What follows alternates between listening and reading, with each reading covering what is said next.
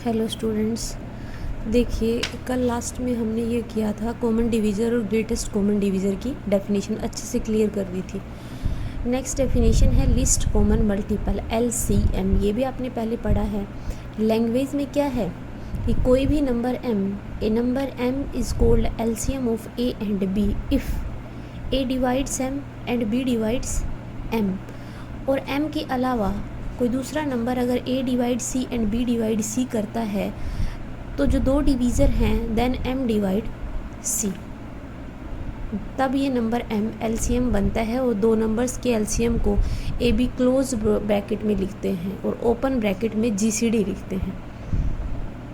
ठीक है, तो GCD की डेफिनेशन ये थी कि डी GCD तब बनेगा जब DA को डिवाइड करे DB को करे और D के अलावा कोई दूसरा नंबर C अगर A और B को डिवाइड करता है तो then C divide D where C less than equals to D, और नीचे वाला जो नंबर D होगा वो GCD बनेगा।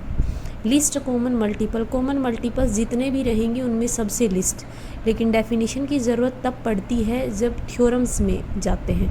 तो कोई भी नंबर m LCM तब होगा जब वो A और B का मल्टीपल हो, m के अलावा कोई दूसरा नंबर C अगर उनका मल्टीपल बनता है देन m डिवाइड C, तो m नंबर है वो लिस्ट कॉमन मल्टीपल होगा।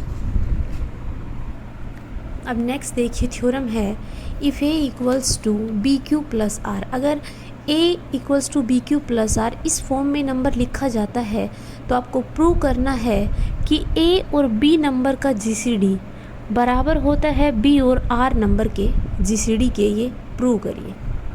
ठीक है, अब प्रूफ में देखिए क्या करना है। हम मान लेते हैं कि A और B के GCD मैंने D1 मान लिया और B और R का GCD D2 मान लिया। ठीक है, इसको D1 मान लिया और इसको D2 मान लिया। अब हमें प्रूव करना है कि D1 इक्वल्स टू D2। अब एक बात बताइए, नाउ सिंस A और B का GCD अगर D1 है तो GCD की डेफिनेशन क्या कहती है, अगर D1 इसका GCD है तो D1 A को भी डिवाइड करेगा और D1 B को भी डिवाइड करेगा। अब ये इम्प्लाई करता है D1 A को करता है, एक थ्योरम थी कि अगर A B को डिवाइड करता है तो A B के हर मल्टीपल को डिवाइड करेगा। तो D1 अगर B को डिवाइड करता है तो D1 B के हर मल्टीपल को भी डिवाइड करेगा, ऐसा लिख सकते हैं। अब सेम नंबर D1 A को भी करता है और BQ को भी करता है, तो ये भी थ्योरम पढ़ी थी। A अगर B को डिवाइड करता है, A अगर C को डिवाइड करता है तो दोनों के डिफरेंस को भी करता है। अगर इसको और इसको अगर करता है तो दोनों के डिफरेंस को भी करेगा, A माइनस BQ। और A equals to BQ plus R given है, तो A माइनस BQ की वैल्यू यहाँ से क्या बनेगी, R। D1 divides R। ठीक है, अब देखिए D1 डिवाइड B यहाँ है कहीं और आपका निकल गया कि D1 R को डिवाइड करता है। D1 ने B को डिवाइड किया और D1 ने R को भी डिवाइड किया। सेम नंबर दो अलग अलग नंबर्स को डिवाइड कर रहा है, इसका मतलब B और R का कॉमन डिवीज़र है। यही डेफिनेशन थी। सेम नंबर अगर दो नंबर्स को डिवाइड करता है तो D1 है वो कॉमन डिवीज़र होगा B और R का। अगर कॉमन डिवीज़र है तो D1 डिवाइड करेगा इन दोनों नंबर्स की GCD वैल्यू को, और इन दोनों नंबर्स की GCD वैल्यू को ही हमने लिखा है कि ये क्या है, D2। तो D1 डिवाइड्स D2 और इसको फर्स्ट इक्वेशन मार्क कर दिया। सिमिलरली हम प्रूव कर सकते हैं कि D2 D1 को डिवाइड करता है और ये सेकंड इक्वेशन है। D1 D2 को करता है, D2 D1 को करता है, तो फ्रॉम फर्स्ट एंड सेकंड हम बोल सकते हैं कि D1 और D2 बराबर होगा। D1 है A और B का GCD और BR है D2, बराबर हो गए। देखो नई बात यहाँ ये है, ये बार बार यूज़ होगी। ये तो हम बहुत पीछे कर लिया कि अगर ये GCD है तो दोनों नंबर्स को डिवाइड करेगा। ज़रूरत के हिसाब से हम चेंज कर सकते हैं कि B को डिवाइड करता है तो B के मल्टीपल को भी करेगा, इन दोनों के डिफरेंस को भी करेगा, और ये वैल्यू R है। D1 B को करता है, ऊपर लिख रखा है, और R को भी करता है, तो इनका कॉमन डिवीज़र है। कॉमन डिवीज़र बनते ही वो नंबर दोनों की GCD वैल्यू को डिवाइड करता है, ये ध्यान रखना। अब GCD को ही D2 लिखा है, कर लोगे। अब नेक्स्ट थ्योरम देखिए, ये देखो ये थ्योरम स्टेटमेंट भी काम की है और इसका प्रूफ भी काम का है। If D is the GCD of AB, मतलब A और B का GCD D दे रखा है, then there exist integers M and N। M और N दो इंटीजर इस तरह से एग्जिस्ट करते हैं सच दैट ए और एम की मल्टीप्लाई प्लस बी और एन की मल्टीप्लाई बराबर आ जाए इनके जीसीडी वैल्यू के, and D is the least positive value of M A plus N B. देखो इस लाइन को 2-3 तरीके से बोल सकते हैं। ए और बी का जीसीडी अगर डी है तो दो इंटीजर कोई भी एम और एन ऐसे एग्जिस्ट करते हैं कि वो जीसीडी वैल्यू बराबर होगी ए और बी के लीनियर कॉम्बिनेशन के। ए और बी के लीनियर कॉम्बिनेशन का मतलब है ए नंबर से किसी भी इंटीज़र एक ले लो और उसकी मल्टीप्लाई कर दो, और बी से किसी दूसरे इंटीज़र की मल्टीप्लाई कर दो और दोनों को ऐड कर दो। तो M A plus N B को ये भी बोल सकते हैं कि ये ए और बी का लीनियर कॉम्बिनेशन है। इतना प्रूव करो पहले। इसका दूसरा पार्ट प्रूव करना है D is least positive value of M A plus N B. अब देखिए थ्योरम थोड़ी लेंदी है लेकिन समझना। Let A and B be two positive integers. मैंने दो नंबर्स ए और बी मान लिए। अब देखो यहाँ से देखना एक चीज़, वैसे ये लिखा नहीं जाएगा। ए नंबर को अगर मैंने बी से डिवाइड किया तो कुछ ना कुछ क्वोशेंट आया Q1, और नीचे यहाँ देखो बस R1 रिमाइंडर आया। अब दोबारा मैं इसको करती हूँ तो बी यहाँ आया, कुछ ना कुछ क्वोशेंट आएगा Q2, नीचे रिमाइंडर आएगा। फिर R1 आया, Q3 आया, कुछ ना कुछ रिमाइंडर आएगा। ये लास्ट में रिमाइंडर 0 नहीं आएगा तब तक हम चलते रहेंगे, यही है। अब इन्होंने इसलिए ये लिखा है कि ए और बी अगर दो पॉजिटिव इंटीजर्स हैं देन बाय डिवीज़न एल्गोरिथम, ये स्टेटमेंट बताई थी कि by division algorithm A equals to B Q plus R होता है। लेकिन यहाँ पे if R1 R2 Rn be the successive remainders, कि बहुत बार बार रिमाइंडर बच रहे हैं, ऐसा नहीं है कि फिनिश हो गया एक बार डिवीज़न एल्गोरिथम लगाते ही। ये डिवीज़न एल्गोरिथम बार बार लगी है। बार बार लगने का मतलब है we have the sequence of equations. कैसे लिखोगे? अब देखो a equals to B Q plus R तो आपको पता है, लेकिन इसके आगे की बात करते हैं तो नंबर लिखते हैं a equals to B into Q1 और प्लस R1 करते हो, और इस रिमाइंडर की वैल्यू वेरी करती है इस नंबर से छोटे तक और 0 से शुरू होके। ठीक है। अब अगर अगले नंबर पे जाऊँ मैं b, तो b किसके बराबर होगा? R1 Q2 प्लस R2, और जो रिमाइंडर R2 है उसकी वैल्यू इससे छोटी रहेगी, मतलब R1 से छोटी और 0 से बड़ी हमेशा रहेगी। तो लिख लोगे ये इस तरह से। अब मान लो आगे इन्होंने लिखा है कि अब फिर यहाँ पे R1 को क्या लिखेंगे? R2 into Q3 plus R3, और फिर R3 वेरी करेगा 0 से R1 के बीच में, R2 के बीच में लिख दिया। सिमिलरली R2 लिख दिया, R3 Q4 प्लस R4, और R4 वेरी करता है। अब हम जनरलाइज लिखेंगे कि मैंने अगर यहाँ R2 है, मैंने Rn-2 ले लिया, Rn-2 लिया, तो देखो यहाँ R2 है तो एक नंबर बड़ा है 2 से, और यहाँ 3 से एक नंबर बड़ा है 4, तो n-2 से एक नंबर बड़ा Rn-1 आएगा, और उससे एक नंबर बड़ा Q में आएगा, तो n-1 से एक बड़ा नंबर n है, और प्लस जो इसका सफिक्स है वही Rn का सफिक्स है। और उसके बाद इस यहाँ पे R4 की वैल्यू वेरी करती है, यहाँ पे Rn की वेरी करेगी लेस देन Rn-1। फिर अगली टर्म Rn-1 क्या लिखोगे? वही जनरलाइज करना है ये। अगर यहाँ n-1 है तो इससे एक सफिक्स यहाँ बड़ा है, तो Rn उससे एक बड़ा Q का है, तो Qn+1 प्लस Rn+1, और Rn+1 वेरी करता है 0 to Rn के बीच में। अब देखिए शुरू की जो पीछे इक्वेशन लिख दी वो ये थी कि R2 लेस देन R1, ये थी, और उसके बाद ये सारी हैं। तो यहाँ पे देख रहे हो तो R1 R2 से बड़ा है, और फिर R2 R3 से बड़ा है, R3 R4 से बड़ा है, Rn-1 Rn से बड़ा है, Rn Rn+1 से बड़ा है। इसका मतलब सीक्वेंस ये आएगी R1 greater than R2 R3 is a set of decreasing non negative integers. Decreasing क्यों कह रहा है? सबसे बड़ा नंबर है उसके बाद कम हो रहा है, और नॉन नेगेटिव रिमाइंडर हमेशा नॉन नेगेटिव होता है।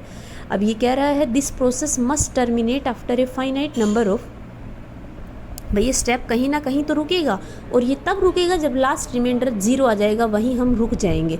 तो लास्ट रिमाइंडर यहाँ Rn+1 है, तो हम बोल देंगे कि ये टर्मिनेट तब होगा जब remainder must be 0 after some steps.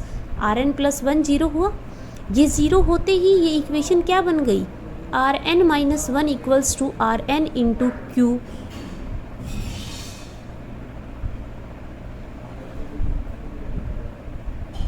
N plus one. ठीक है, आ गया। अब बाय डेफिनेशन ऑफ डिविजिबिलिटी इसी को आप लिख सकते हो कि आर एन डिवाइड करेगा आर एन माइनस वन को। और ये मैंने कल एक नोट में बताया था, जीसीडी के बाद ए अगर बी को डिवाइड करता है और बी एक पॉजिटिव इंटीजर है तो ए और बी का जीसीडी हमेशा ए आता है, बताया था। आर एन माइनस वन को डिवाइड करता है यहाँ से डेफिनेशन ऑफ डिविजिबिलिटी से, और आर एन माइनस वन और आर एन में रिलेशन है कि ये बड़ा है इससे। ठीक है, तो इसकी जीसीडी वैल्यू ऊपर वाली आएगी। अब देखो पीछे वाली थ्योरम में क्या पढ़ा था कि A equals to B Q plus अगर R है तो A और B की जीसीडी बराबर है B और R के जीसीडी के। ठीक है, तो पीछे जो दो इक्वेशंस हैं क्या यहाँ से ऐसा लिख सकते हो फर्स्ट थ्योरम यूज़ करके कि A और B का जीसीडी बराबर होगा B और R1 के जीसीडी के। ठीक है, और यहाँ से फिर वही थ्योरम फिर लगा दो, B और R1 का जीसीडी बराबर होगा R1 R2 के जीसीडी के, लिख दिया। फिर यहाँ चलोगे तो R1 R2 का जीसीडी बराबर होगा R2 R3 के जीसीडी के। चलते चलते लास्ट में यही आएगा कि Rn माइनस वन और Rn का जीसीडी सबके बराबर होगा, और इसका जीसीडी निकल क्या गया Rn। इसका Rn है तो सभी का Rn होगा, तो A और B की जीसीडी वैल्यू Rn बन गई। अब देखिए कह रहा है first two equations can be written as A equals to B Q one plus R1 है, तो R1 की वैल्यू वहाँ से A minus B Q one बनेगी। A के साथ कुछ भी नहीं है 1 लिख दोगे, और B के साथ प्लस माइनस Q1। अब 1 को हमने M1 मान लिया और माइनस Q1 को N1 मान लिया, तो M1A प्लस N1B में लिखी गई। सिमिलरली सेकेंड इक्वेशन से R2 की वैल्यू बनेगी, देखिए B minus R1 Q2, B minus R1 Q2, B minus. अब फर्स्ट इक्वेशन से R1 की भी वैल्यू लिख दो, A minus B Q one into Q two, खोल दो B minus A Q two plus B Q one Q two. A के साथ जो भी मल्टीपल है उसको इकट्ठा कर लो, और B के साथ जो मल्टीपल है उसको इकट्ठा कर लो। इसको M2 मान लो और इसको N2 मान लो, इसको लिख दिया M2A प्लस N2B। देखो पहला रिमाइंडर R1 है वो भी MA प्लस NB में लिखा गया, R2 है वो भी MA प्लस NB में लिखा गया। और इसके बाद थर्ड इक्वेशन से हम सिमिलरली बोल सकते हैं कि R3 को भी A और B के फॉर्म MA प्लस NB में लिखा जाएगा, Rn माइनस वन भी A और B में लिखा जाएगा, Rn भी A और B में लिखा जाएगा। इसके बाद देखिए proceeding in this way we see that Rn GCD of A and B can be expressed in terms of A and B, कि इस तरह से चलते चलते हर बार हम A और B के जीसीडी को डी दे रखा है गिवन स्टेटमेंट में, और हमने ए बी के जीसीडी को निकाला क्या है Rn, और हर Rn MA plus NB form में लिखा जा रहा है, क्योंकि Mn को M मान ले और Nn को N मान ले तो लिखा गया। जब D इसके बराबर लिखा गया तो यही प्रूव करना था कि there exist integer M and N, दो इंटीजर एग्जिस्ट करते हैं जिनका लीनियर कॉम्बिनेशन D के बराबर होगा। इसके बाद देखिए दिखाना है कि D उसकी लिस्ट पॉजिटिव वैल्यू होगी। D A और B का जीसीडी D है, एंड ये कह रहा है MA प्लस NB टाइप का नंबर XA प्लस YB बनेगा, क्योंकि इंटीजर वैल्यू बदल लो बस। अगर A और B का जीसीडी D है तो DA को भी डिवाइड करेगा और DB को भी डिवाइड करेगा। DA को करता है तो DA के मल्टीपल को भी करेगा, DB को करता है तो DB के मल्टीपल को भी करेगा, दोनों के सम को भी करेगा। और जब अब ये डिवाइड तभी पॉसिबल है जब D की वैल्यू इससे छोटी होती है। तो XA प्लस YB क्या है, नंबर है MA प्लस NB फॉर्म का, और D उससे हमेशा छोटा रहेगा। तो MA प्लस NB फॉर्म के जितने भी नंबर रहेंगे D उनमें सबसे लिस्ट पॉजिटिव वैल्यू होगी। यही थ्योरम है। देखो मुश्किल नहीं है, देखो तो ये जो सीक्वेंस बताई है इससे तो ये इक्वेशंस बन जाएंगी A B R1 R2, और फिर ये हम देख के जनरलाइज कर लेंगे कि Rn माइनस टू और n-1।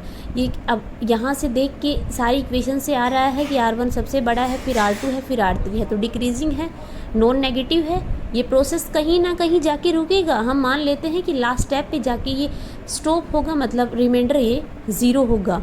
अगर ये 0 होते ही ये स्टेटमेंट इतनी बनेगी, यहाँ से ये इसको डिवाइड करता है, ये यूज़ किया है जो नोट बताया था कल, ए बी को डिवाइड करता है, ए बी से छोटा है तो ए और बी का जीसीडी हमेशा ए बनेगा, तो ये इसको डिवाइड भी करता है, और आर एन छोटा भी है इससे, तो इसकी जीसीडी वैल्यू आर एन होगी। अब ये देखिए ये लाइन कैसी लिखी है, फर्स्ट थ्योरम की स्टेटमेंट यूज़ की है कि यहाँ देखते हो तो ए और बी का जीसीडी बराबर होगा बी आर वन, और बी आर वन का जीसीडी बराबर होगा आर वन आर टू, और आर वन आर टू का जीसीडी बराबर होगा आर टू आर थ्री। चलते चलते ये सारे बराबर होंगे, और इस एक को निकाल लिया हमने कि ये आर एन है, तो सारे आर एन होंगे, ए और बी का भी आर एन। अब पहली इक्वेशन आर वन को लिख दिया इस फॉर्म में, आर टू को लिख दिया, आर थ्री को लिख दिया, जनरली बोल देंगे कि आर एन भी लिखा गया। अब ये कह रहा है we see that G C D of A and B can be act, क्योंकि आर एन ही ए और बी का जी सी डी है, इसमें लिखा गया, यही प्रूव करना था। लिस्ट दिखाने के लिए ए और बी का जी सी डी दे रखा है, डी ए को डिवाइड करेगा, डी बी को करेगा, इनके मल्टीपल्स को भी करेगा, सम को भी करेगा। ये तभी पॉसिबल है जब लेस देन इक्वल्स टू 1 रहेगा, और ये हमने माना है कि A M A plus N B type के सारे नंबर है, सारे नंबर्स में डी हमेशा छोटा है, तो ये लिस्ट होगा। अब देखिए इस थ्योरम का कन्वर्स ट्रू नहीं होगा, ये एक एग्जांपल से बताया है। मैं मान लेती हूँ कि कोई नंबर 2 के लीनियर कॉम्बिनेशन में लिखा जा रहा है कि 21 को हम लिख सकते हैं 14x + 7y, x की वैल्यू यहाँ 2 है और y की वैल्यू -1, तो 28 - 7 21 बना। 21 इस फॉर्म में तो लिखा गया, लेकिन 14 और 7 का जीसीडी 21 नहीं है। और इस थ्योरम में क्या किया है कि दो नंबर्स का जीसीडी अगर डी है तो डी उनके दोनों के लीनियर कॉम्बिनेशन में लिखा जाएगा, उल्टा नहीं होगा। अगर कोई नंबर किसी दो नंबर्स के लीनियर कॉम्बिनेशन में लिखा जा रहा है तो ज़रूरी नहीं है जो लिखा गया है वो उनकी जीसीडी वैल्यू होगी। अच्छी थ्योरम है, इसको पढ़ लेना और नेक्स्ट लेक्चर में करते हैं। Thank you.